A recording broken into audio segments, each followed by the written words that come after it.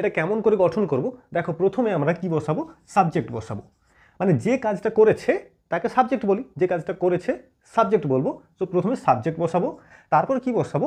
Have বা has বসাবো। এবার সাবজেক্ট কী রকম সেটা অনুসারে হ্যাভ বা হ্যাজ বসাবো। আমরা জানি কোথায় হ্যাভ বসে কোথায় হ্যাজ বসে, একবার দেখে নিই, এক ঝলক একটু দেখে নিই। দেখো, প্রথম হচ্ছে আই উই, ইউ ইউ, হি বা সি, আর দে। পার্সন হিসেবে আমরা এইসব কিছু জানি। দেখো, আয়ের সঙ্গে হ্যাভ বসে, উইয়ের সঙ্গেও হ্যাভ বসে। You have, they have. শুধুমাত্র মনে রাখবে, শুধুমাত্র এই থার্ড পার্সন সিঙ্গুলারের ক্ষেত্রে হ্যাজ বসবে। মনে থাকবে, থার্ড পার্সন সিঙ্গুলার মানে কি? থার্ড পার্সন বলতে দেখো, এই তো ফার্স্ট পার্সন আই আর উই, সেকেন্ড পার্সন ইউ হয়। আর থার্ড পার্সনের যদি সিঙ্গুলার হয়, মানে যে কোনো ব্যক্তির নাম হতে পারে, এই যে বলছি বা আমার ভাই, আমার বাবা, তাই না? এনারা থার্ড পার্সন সব, এবং সিঙ্গুলার একজন করে বোঝাচ্ছে। তো সেই ক্ষেত্রে আমরা হ্যাজ বসাবো।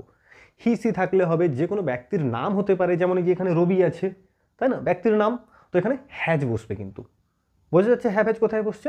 বেশ, তাহলে কি বসবে না? সাবজেক্ট হ্যাভ হ্যাজ, এরপর বসবে কি না? ভার্বের আমাদের থার্ড ফর্ম বসবে, ভার্বের থার্ড ফর্ম। বাকি থাকলেও বাকি অংশটা, সেটা অবজেক্ট হতে পারে, অ্যাডভার্বিয়াল হতে পারে, কমপ্লিমেন্ট হতে পারে, যাই কিছু হোক, বাকি অংশটা বসে যাবে ওদিকে। বুঝছে? আমাদের মেন ফর্মেটটা কোনটা মনে রাখতে হবে? সাবজেক্ট হ্যাভ হ্যাজ ভার্বের থার্ড ফর্ম। থার্ড ফর্ম বলতে কোনটা?